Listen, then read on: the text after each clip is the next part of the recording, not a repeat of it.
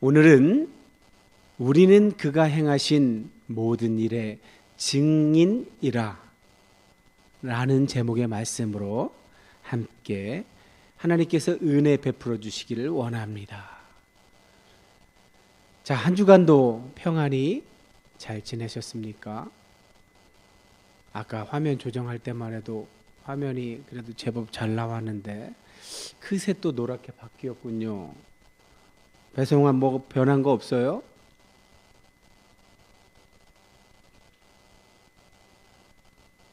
화면에 뭐 변한 거 없어요? 네, 그 교회 로고와 우리 교회 통장 계좌번호가 우측 상단에 있었죠. 근데 이제 그거를 우리가 이제 뭐 설교 영상 또 쇼츠 이런 것들로 제작을 하잖아요. 근데 이제 집사람 아는 분 중에 누군가가 이제 저 로고가 위에 있어서 뭐라고 또 하셨나 봐요.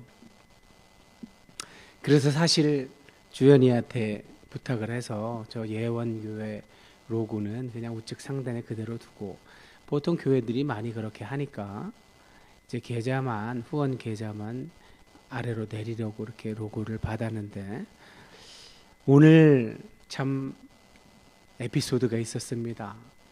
한 3시간은 일찍 나왔을 거예요, 제가. 왜냐하면 그 로고 작업하는 게 오래돼서 제가 이 생각이 날까 해서 시간을 충분히 여유를 가지고 왔는데, 그래서 로고 작업하면서 제가 그만 그 본체에 플러그 하나를 이렇게 잡아당기다가 빠진 걸 모르고 모니터가 안 나와서 막 그냥 허둥지둥 된 거예요. 뭐 신호 없음으로 자꾸 나오고, 그래서 그 빠진 건 눈치채지 못하고 막 허둥지둥 되다가, 성원이한테 전화하니 전화는 안 받아, 주연이한테 하니 주연이도 안 받아, 막 이리 뛰고 저리 뛰다가 이거 예배에 지장을 받으면 안 되는데 하고, 이제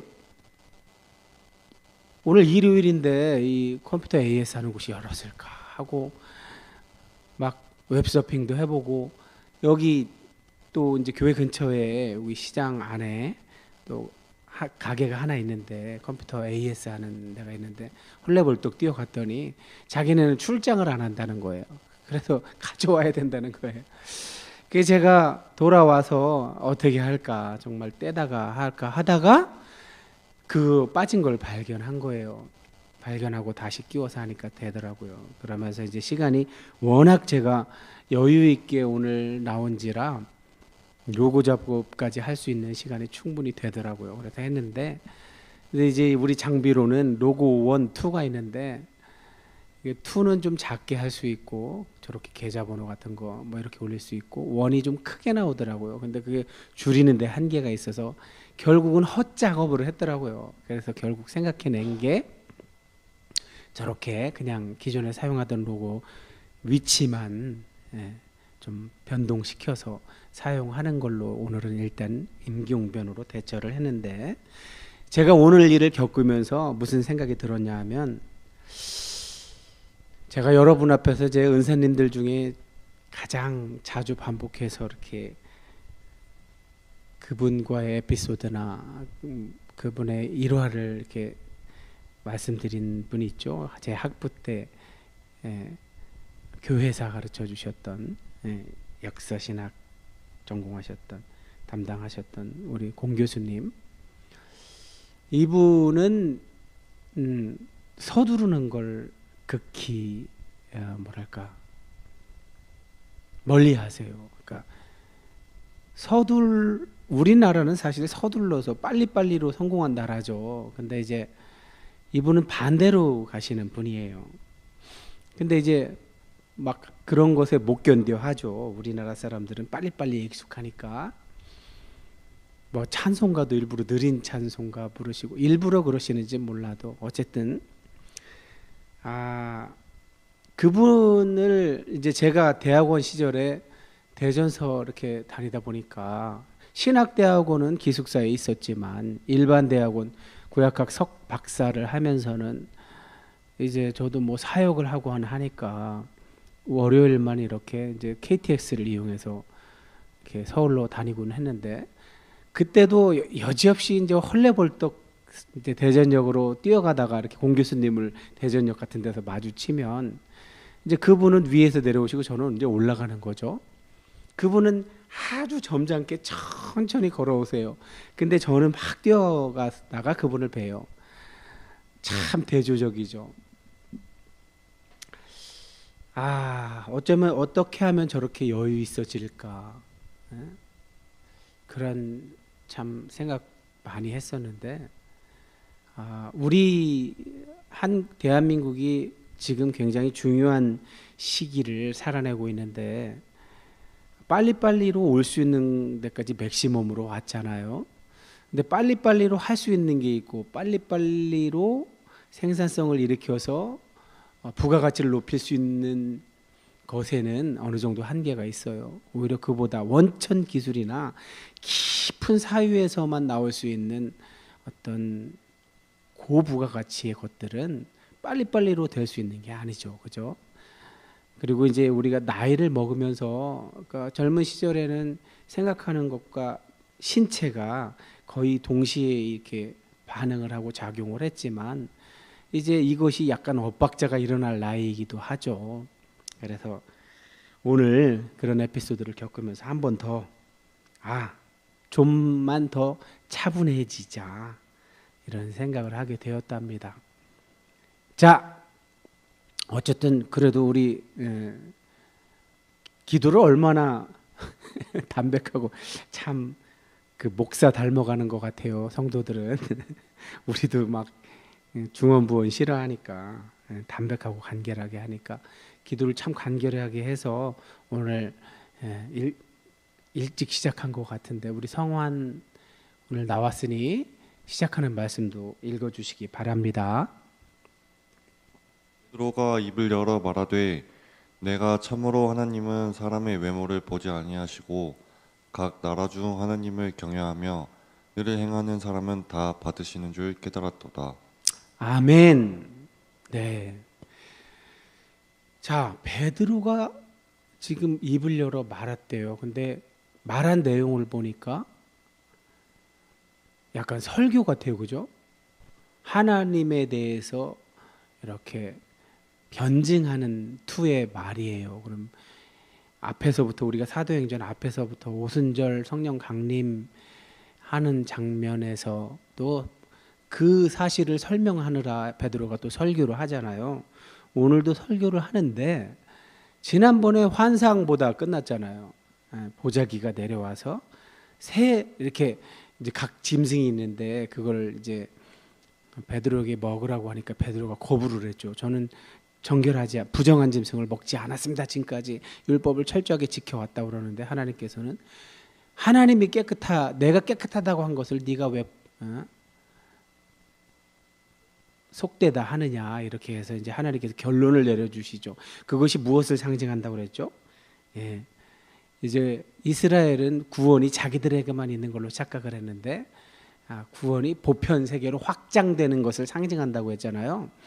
그 레위기에 나오는 음식 규정 같은 것들이 오늘날 현대 사회에서 그걸 지키라고 하면 지키겠어요? 그것이 무엇을 상징하는지를 잘 해석하는 게 중요하죠. 그죠? 자, 경계, 문화적, 지리적, 인종적 경계들이 다 무너지고 구원이 보편적으로 확대되는 상황을 아주 복선을 깔아서 상징적으로 나타내고 있는 거죠. 그런데 이 말하고 있는 장소가 어디일까요? 지금 요바에 베드로가 있는 게 아니에요. 제가 그 베드로가 환상 보는 장면까지 지난 주일에 우리가 말씀으로 은혜를 받았잖아요. 그래서 오늘 베드로가 설교하는 그 장면 그 중간을 그냥 특별한 뭐 우리가 되새길 만한 내용이 없어서 물론 중요하지 않다는 게 아니에요. 그냥 어떤 동선을 설명하고 있어서 생략을 하고 바로 더욱 중요한 그 말씀의 내용을 오늘 내용으로 은혜를 받기 위해서 생략을 했는데 그 생략한 부분을 간단하게 설명드리면 베드로가 그 하나님께서 보여주신 환상을 하나님께서 그렇게 천사를 통해서 말씀하셨잖아요. 내가 깨끗하게 한 것을 네가 속되다 하지 말라. 이제 그렇게 그 장면으로 마치면서 베드로가 생각하고 있을 때 고넬료가 보낸 사람들이 왔었던 거예요. 그래서 베드로가 누구냐, 왜 나를 찾느냐 했더니 자초지종을 설명을 듣고 아 그렇구나 하고서 저기가 약 50여 킬로 되니까 이제 그날 그들을 따라서 가이사랴로 갈 수는 없으니까 요빠 그때 무두장이 시몬의 집에서 기거하고 있었잖아요. 너희 여기 와서 일단 자자. 여기서 자고 내일 일어나서 같이 가자 해서 하룻밤 묵게 되는 그런 상황에서 같이 이제 길을 떠나서 가이사랴에 도착하죠. 도착해서 이제 고넬료의 집에 가는데 고넬료가 베드로를 맞이하는 장면, 그거는 좀 그래도 이렇게 그냥 지나가기엔 좀 섭섭한 내용이에요. 어떤 내용인가 한번 볼까요? 자, 우리 본문 말씀 직전이에요. 직전. 베드로가 이제 이렇게 말을 해요. 고넬료의 집에 와서 유대인으로서 이방인과 교제하며 가까이 하는 것이 위법인 줄, 자기들의 율법에 어긋나는 줄 너희도 알지 않느냐. 그러나 하나님께서 내게 지시하셔서 아무도 속되다 하거나 깨끗하지 않다 하지 말아라 하셨기 때문에 내가 왔다. 베드로가 그렇게 설명하면서 자, 부름을 너희가 부르는 걸 내가 사양하지 않고 왔는데, 그러니까 이방인, 그것도 자기네 나라를 못 살게 굴었던 로마 제국의 장교가 불렀는데 지금 왔다고 하는 거예요. 베드로는 말도 안 되는 상황인데 온 거라 이거죠. 예. 그러면서 무슨 일로 나를 불렀느냐 한번 네가 네 입으로 얘기해 봐라 하니까 고넬료가 베드로한테 자기한테 있었던 일을 이렇게 얘기하고 있어요. 나흘 전 벌써 고넬료가 환상을 보고 자기 부하들을 시켜서 베드로를 데려다가 말씀을 들어라 하는 하나님의 음성, 하나님의 사자의 음성을 듣고 이제 베드로가 오기까지 벌써 나흘이나 걸렸던 거예요. 내 집에서 제9시는 몇 시라고 해서 배성환? 오늘날 우리 시간으로 하면 6을 더하라고 그랬잖아요. 오후 3시에 갑자기 한 사람이 빛난 옷을 입고 내 앞에 서서 말을 했는데 고넬료야, 하나님이 내 기도를 들으시고 내 구제를 기억하셨으니 사람을 요빠에 보내어 베드로라 하는 시몬을 청하라. 그가 바닷가 무두장이 시몬이 또 나와요. 자꾸만 대조하고 있죠.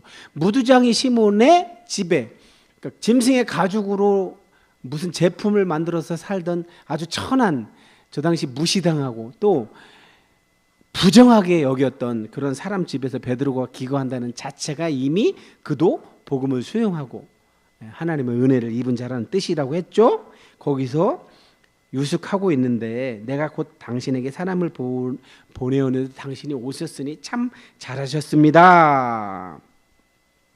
이제 우리는 주께서 당신에게 명하신 모든 것을 듣고자 하여 다 하나님 앞에 있나이다. 이렇게 지금 이야기하는 거예요. 자, 이 부분 바로 전을 참 제가 이야기하려고 한 건데, 베드로가 들어올 때 고넬료가 베드로를 어떻게 맞이했냐면 사도행전 10장 25절에 보면 고넬료가 발 앞에 엎드려 절을 했대요. 베드로의 발 앞에. 참 대단하죠, 그죠? 로마 제국의 장교가 식민지 백성, 그것도 물고기나 잡던 천한 백성에게 어떻게 했다고요? 발 앞에 엎드려 절을 했대요. 세상에 얼마나 겸손합니까? 원래 이게 본래 그리스도인의 모습이죠. 예수 믿는 사람들은 이렇게 겸손해야 돼요. 그리고 하나님의 음성을 들으면 즉시 순종해야 되고요.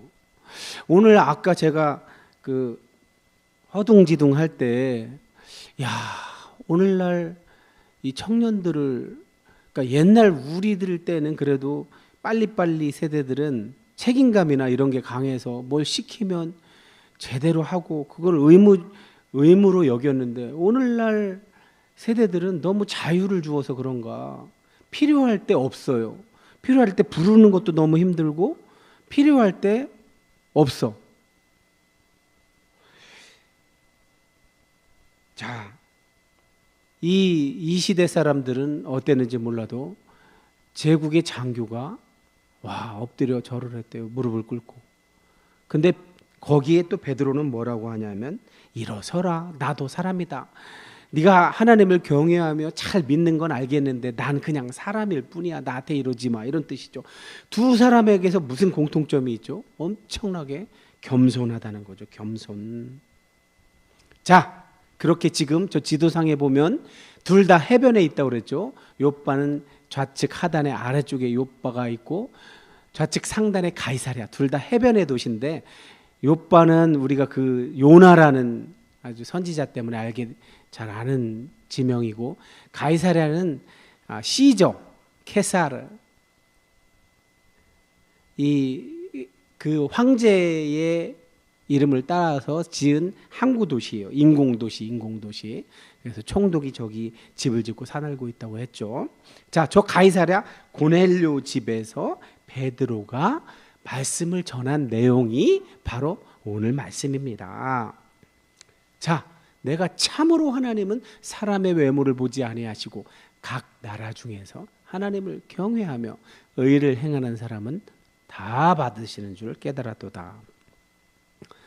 베드로가 지금까지 있었던 일, 자기가 기도할 때 주님께서 환상 속에 나타나셔서 그 유대인들이 율법 규정이, 레위기 규정에 있는 그 음식 규정을 철저하게 지켰는데 하나님께서 그것을 스스로 이렇게 깨트리는 모습을 보면서, 깨트렸다기보다 재해석해 주신 거죠. 그죠? 그걸 보면서 베드로가 아하, 이것이 이런 의미였구나 하는 것을 지금 고백하는 거예요.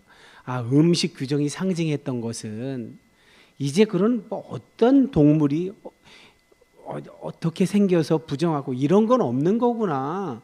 하나님은 사람조차도 뭐 그 사람이 하얀색 백인이든 흑인이든 황인종이든 그런 거 따지지 않고, 작은 나라 큰 나라 따지지 않고, 뭐 제국이든 제국 식민지 백성이든 그런 걸 따지지 않는구나. 하나님께서 보시는 것은 오로지 겸손하게 하나님을 바라보며 하나님 계신 것을 인정하고 그분을 경외한다는 얘기는 뭐예요? 저건 우리가 알아듣기 쉽게 얘기하면 믿는다고 표현하면 맞습니다. 하나님을 믿으면 그분을 두려워하지 않을 수 없어요. 거기서 말하는 두려움이라는 것은 그분의 완력, 조폭 두목과 같은 그런 차원에서의 두려움이 아니에요. 너무나 우리가 상상조차 할 수 없는 크신 사랑으로 우리를 감싸 안으시는 분이라는 사실을 깨닫는 순간 그분을 두려워하게 되는 거예요. 너무 사랑해서 두려운 거죠. 너무 사랑해서 하나뿐인 아들을 제물로 받으시기까지 우리를 사랑하는 그 하나님의 사랑에 겨워서 저렇게 경외하게 되는 거죠. 그게 믿는 사람들의 공통적인 증상이죠. 그리고 의를 행하는 사람은 다, 그러니까 하나님을 경외하며 의를 행하는 사람, 이렇게 이야기하면 자칫 행위로 구원받는다고 또 오해할 수 있는데 누누이 말씀드리죠. 저렇게 하나님을 경외할 수 있는 건 믿어서 가능한 거라고. 의를 행한다는 건 우리가 윤리적으로 도덕적으로 또는 우리가 사는 시대에서 헌법, 법률, 명령, 조례, 규칙과 같은 것들을 잘 지키는 것, 그것을 말하는 게 아니에요. 성경이 말하는 의를 행한다는 것은, 성경이 말하는 의라는 건 죄의 정반대예요. 죄는 뭐라고 했어요? 배성환, 하나님에게서 단절된 상태. 하나님은 사랑 그 자체시고 하나님 자체가 선이신데 그 선에서 단절된 인류는 어때요? 선에서 단절되니까 첫 번째 한 게 뭐예요? 욕심에 망했잖아요. 첫 사람이 욕심에, 하나님처럼 되려고 하는 욕심에 망했고, 그 첫 사람에게서 낳은 첫 자식은 또 어떻게 해요? 지네들끼리 질투하다가 죽이는, 형제를 죽이는 지경에까지 가잖아요. 이렇게 하나님의 성품을 잃어버린 자들은 어떻게 돼요? 도저히 상상할 수 없는 악을 행하더라는 거예요. 홍수로 심판할 수밖에 없을 정도로 그 정도로 악이 아주 이 땅에 창궐했다잖아요. 그게 죄의 상태인 거예요. 하나님으로부터 단절된 사람은 틈만 나면 죄를 짓게 돼 있다는 거예요. 그걸 죄라고 하는데 의는 뭐예요? 반대되는 상태. 하나님으로부터의 단절에서 예수 그리스도로 인해서 다시 붙여진 상태. 요한복음 15장 포도나무에 가지가 붙어있는 상태. 그것을 의의 상태라고 하는 거예요. 이걸 더 쉽게 얘기하면 성령으로 거듭난 상태. 성령으로 거듭난 자는 예수님의 믿음이 우리 안에 들어온 거라고 그랬잖아요.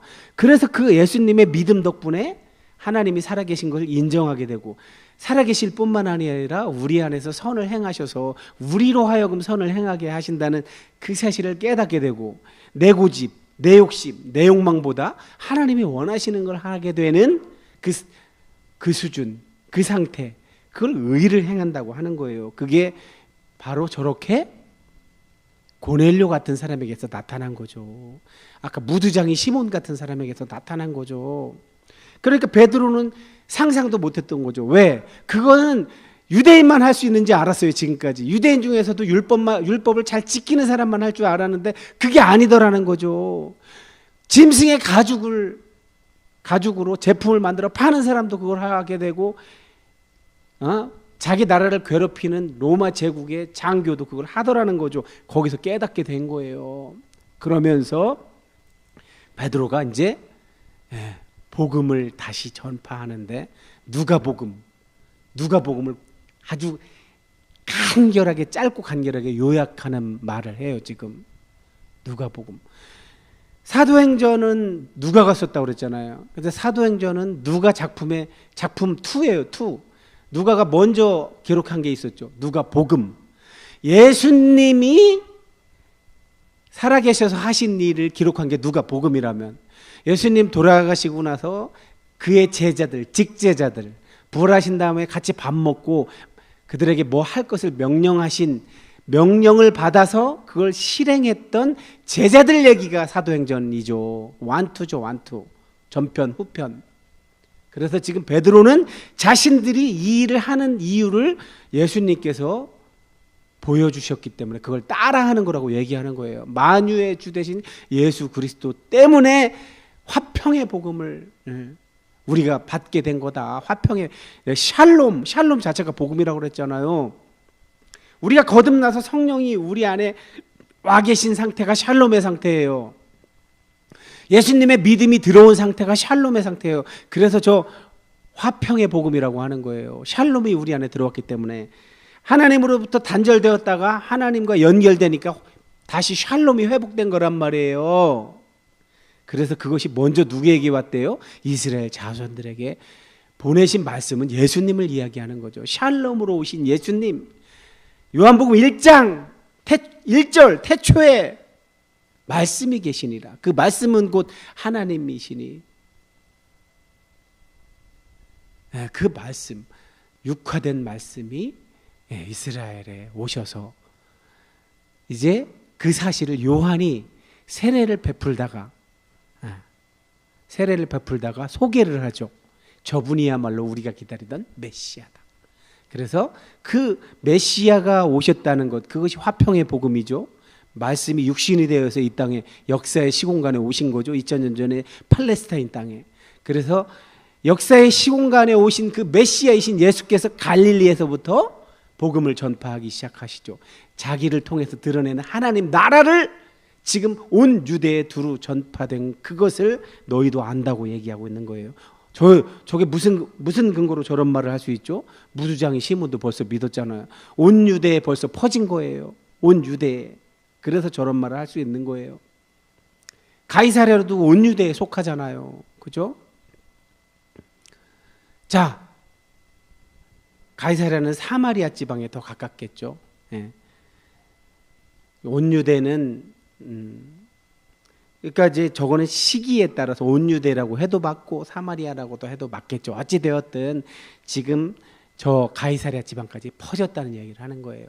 베드로가 이어서 말합니다. 하나님께서 나사렛 예수에게 저런 단어를 보면 약간 여러분은 그러니까 유대인들이 들었다면 되게 의아해할 거예요. 나사렛에서 무슨 선한 것이 나와.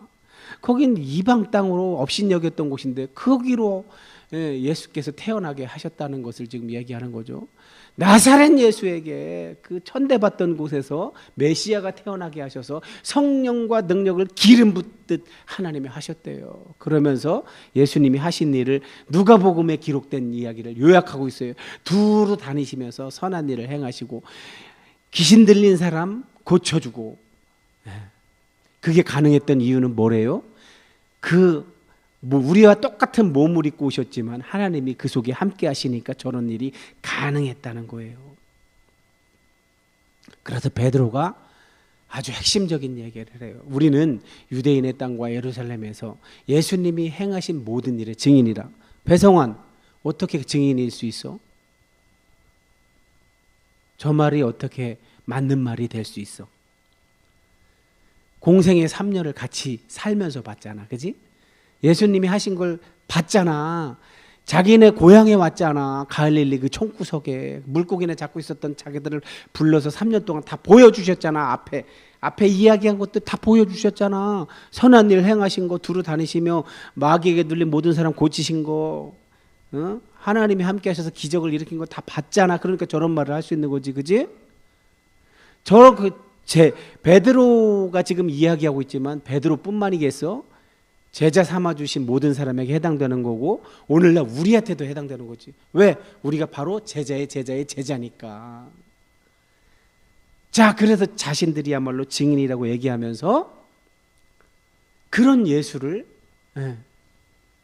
누가 또 얘기하지만 자기들을 구원하러 온 메시아를 죽여버리죠. 자기 백성이. 말도 안 되죠, 진짜. 자기들을 구원하러 온 메시아를 죽여요. 자기들이. 종교 지도자들의 선동에 의해서 죽여요. 그렇지만 하나님께서는 사흘 만에 다시 살리셨고 그 살리신 모습을 나타내셨죠. 부활하신 예수님을 누가 봤어요? 모든 백성에게 예수님이 보여주신 게 아니래요.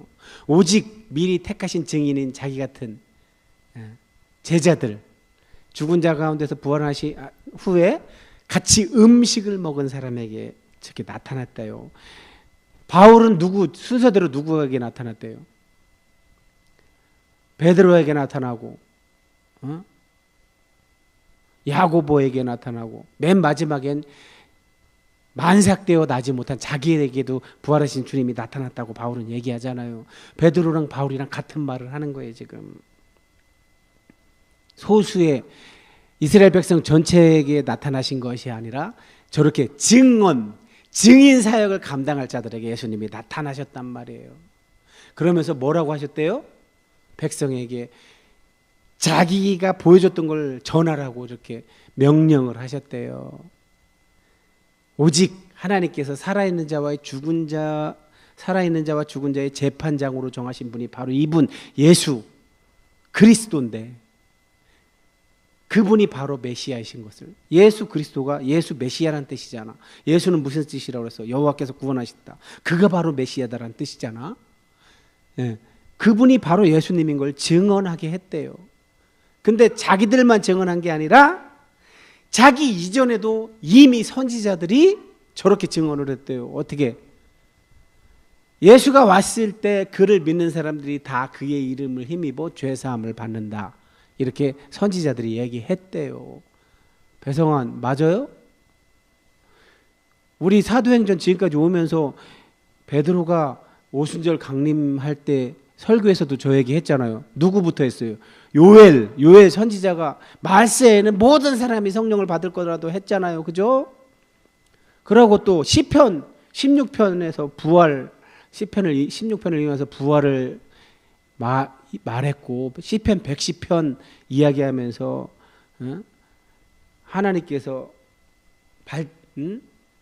세상을 심판하러 오신다고 이 아들을 옆에 두고 그렇게 시편과 예언서들을 인용하면서 저 말씀을 하셨죠. 자, 근데 베드로가 저렇게 말하니까 성령이 지금 어디라고 그랬어요, 배성환? 지금 베드로가 말하는 장소가 로마 장교 고넬료의 집이라고 그랬죠. 고넬료의 집에는 고넬료만 있었어요. 고넬료 말고도 고넬료 가족들이 있었겠죠. 또 가족만 있었겠어요? 그래도 100명의 부하를 거느린 장교인데 집도 어느 정도 규모가 있었을 거 아니에요. 그러면 부하들도 왔을 거 아니에요. 또 친척도 왔고. 그러면 그 사람들이 다 지금 말씀 베드로의 말을 듣고 있는 사람들에게 내려왔다는 거예요. 근데 베드로가 지금 요바에서 혼자 온 게 아니래요. 요바에 있었던 믿는 사람들이 베드로를 따라 함께 왔대요. 근데 할례 받은 신자래요. 그게 저에겐 뭐예요? 유대인이래요. 유대인 혹은 이방인이었는데 할례를 받고서 유대교로 개종한 사람일 수도 있겠죠. 유대인이었든 유대교를 믿던 사람이었든 어쨌든 베드로와 함께 온 사람들이 이방인들이 성령 받는 걸 보고 놀랐대요. 이야, 이제는 유대인 자기들 택한 백성들, 유대교로 개종한 사람들만 성령 받는 줄 알았더니 아니네. 이게 로마 제국의 장교네 집에 함께 온 사람들도 말씀 듣다가 저렇게 성령을 받네. 근데 성령 받는 밖으로 드러나는 모습이 뭐래요? 지금 방언을 했대요. 그러고 찬송을 했대요. 하나님 높임이라는 건 찬송했다는 거죠. 찬송. 배송한 방언 했어요? 받았어요? 그 뭘 자랑이라고 흔들어 그래. 참. 자, 사도행전 2장에 나오는 오순절 성령 강림 때 했던 방언. 그걸 이제 사람들은 뭐라고 그랬어요? 저 사람들 술 챘나 보다 그렇게 얘기했잖아요. 거기서는 뭐랄까 언어 방언에 가깝다고 그랬죠. 자기네 온 데서 썼던 말로 들렸다고 그랬잖아요. 베드로는 당연히 무슨 말을 썼겠어요? 자기가 사용하는 말을 썼겠죠. 사용하는 말이 뭐라고 그랬죠? 히브리어가 아니고 아람어라고 했죠. 그 당시 히브리어와 아람은 매우 유사해요. 비슷해요. 어찌되었든 예수님이나 제자들이 주로 사용했던 말은 아람어란 말이에요.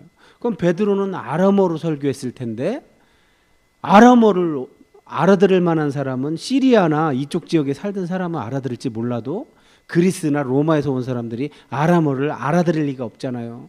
그 당시 로마 제국이었으니까 라틴어를 알아듣든지 로마 제국의 언어 혹은 로마 제국에 많이 배운 사람들이 사용했던 그리스어로 알아듣든지 했을 텐데 아람어를 말했는데 자기들이 쓰는 말로 알아들었대요. 언어 방언이죠. 그러나 여기는 아마도 우리가 지금 이 시대에 받는 방언과 비슷하지 않을까. 언어 방언이라기보다는 어떤 혀가 떨리는, 우리가 주로 기도할 때 많이 사용하는 방언이지 않을까. 물론 기도할 때 혀가 떨리는 방언도 어떤 영적으로 어떤 의미가 거기 들어있을 수 있죠. 그러나 우리는 그 의미를 알 수가 없죠. 기도할 때만 집중하기 위해서 사용하기 때문에 알 수 없는데 어찌되었든 성령이 강림하는 하나의 표징으로서 방언을 말하고 찬송을 했다고 오늘 이야기하고 있는 거예요. 자, 베드로가 그 성령 받는 모습을 보고 나서 이런 말을 해요. 자, 이 사람들도, 이 이방인들도 우리처럼 성령을 받았는데 누가 물 세례 주는 거를 못하게 하겠느냐. 그러고서 얼른 물로 세례를 베풀어라. 이렇게 오늘 말씀이 끝납니다. 자, 베드로가 이렇게 물 세례까지 이야기하니까 거기 있었던 사람들이 너무나 큰 은혜를 받으니까 베드로에게 며칠 더 머물러 달라고 이야기하는 장면이 오늘의 마지막 장면입니다. 자, 배송환, 오늘 말씀을 쭉 들어보니까 어떤 생각이 들어요? 여기까지 오는 동안 하나님께서 지금 여기서 내게 주신 말씀을 한번 고백해 봐요. 어느 부분에서 어떤 말씀으로 받았어요?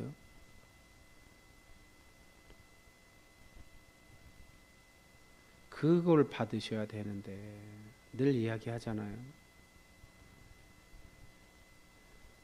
그게 가장 중요한 거라고. 예배 자리에서 가장 중요한 건 그거예요. 자,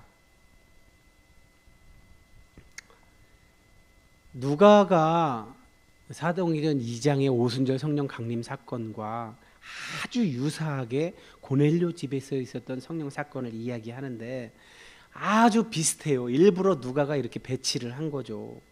오순절 때는 유대인들이 주로 회개하고 복음을 수용했다면 여기서는 이방인들이 받아서 복음이 이제 보편 세계로 확장되는 모습을 오늘 이야기하려고 누가가 이렇게 의도한 건데,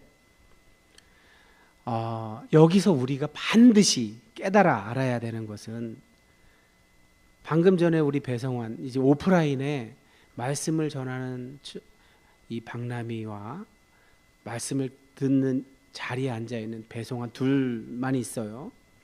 자, 온라인으로는 어떤 분들이 지금 이 영상을 시청하고 계신지 모르겠어요. 그러나 중요한 건 이 오프라인 여기에 있든 온라인 공간에 있든 살아계신 하나님의 말씀이 박남이라는 사람의 입술로 선포될 때에 그것이 말씀 사건이 되는 가장 좋은 모델이 오늘 저 고넬료 집에서 있었던 저 사건이에요.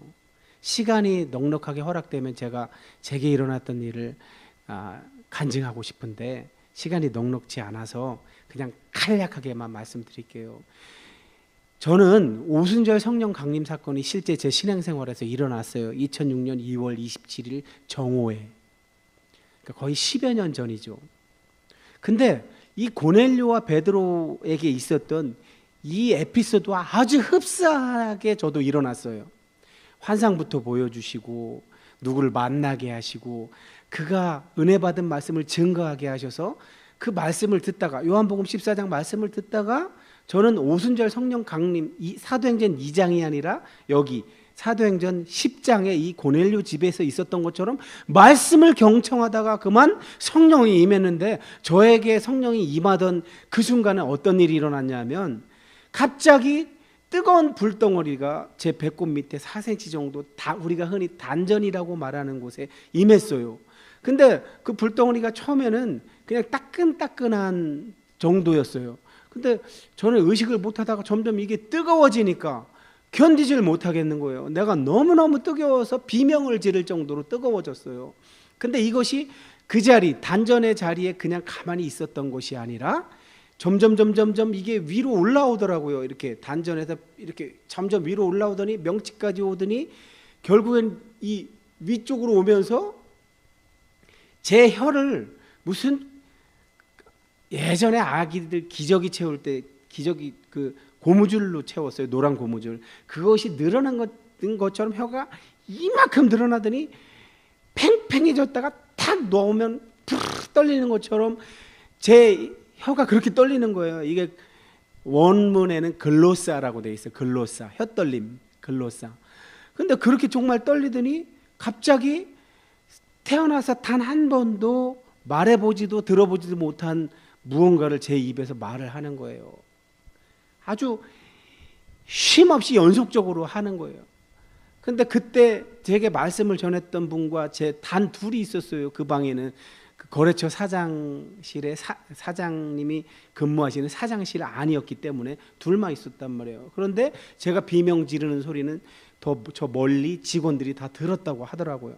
어찌 되었든 그러면서 방언이 계속되니까 이분이 무척 당황을 하셨나 봐요. 막 안절부절 하시더니 막 허둥지둥대고 어디다 전화도 하시고 막 그러는 것 같더라고요. 그러더니 한 30몇 분쯤 됐을 때는 무릎 꿇고 제 앞에 앉더니 무슨 기도를 하시더라고요.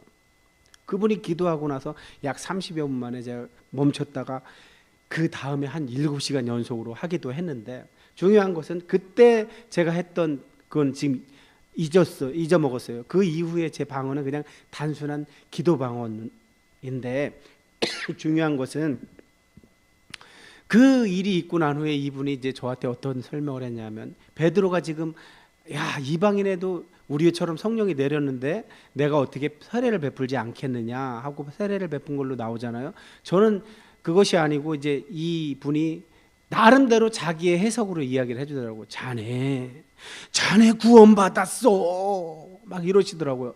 저는 그 말이 무슨 말인지도 알아듣지 못하고 그냥 제게 있었던 일 때문에 그냥 아무런 생각도 없고 그저 그냥 멍하니 있었을 뿐이에요, 진짜.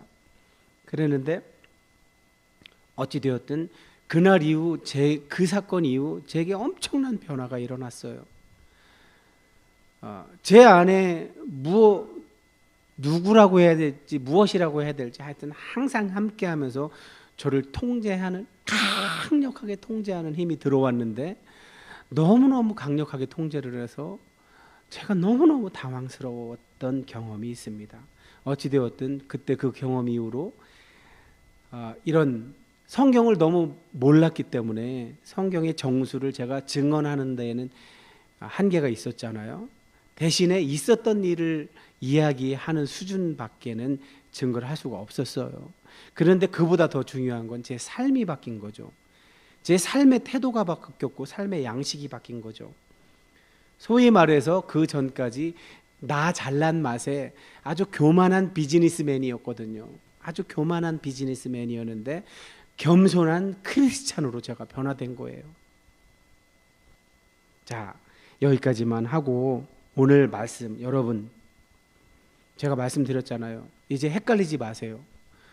구원, 천국, 지옥 이런 거 더 이상 얘기하지 마요. 우리 성경은 창세기에서 시작하죠. 창세기에서 제가 그래서 창세기에서 시작해서 지금 요한복음을 거쳐서 사도행전까지 왔는데 창세기에서 아담으로 시작한다는 것의 상징이 뭐라고 했어요? 그 아담이 상징하는 건 역사적 아담이 아니라 한 개개인의 사람을 상징하는 것이 아니라 인류를 상징한다고 했잖아요. 그 첫 인류를 상징하는 그 아담에게서 불행이 시작된 것을 둘째 아담인 예수께 오셔서 해결했다는 것을 성령으로 거듭난 자는 예수의 믿음이 들어왔기 때문에 저절로 믿어져요. 그래서 구원 같은 거 신경 안 써요. 천국 지옥 신경도 안 써요. 그걸 신경 쓰는 이보다 내 삶으로 거룩하고 경건하게 살아서 사람들에게 선한 영향력을 미치는 걸 신경 쓰죠.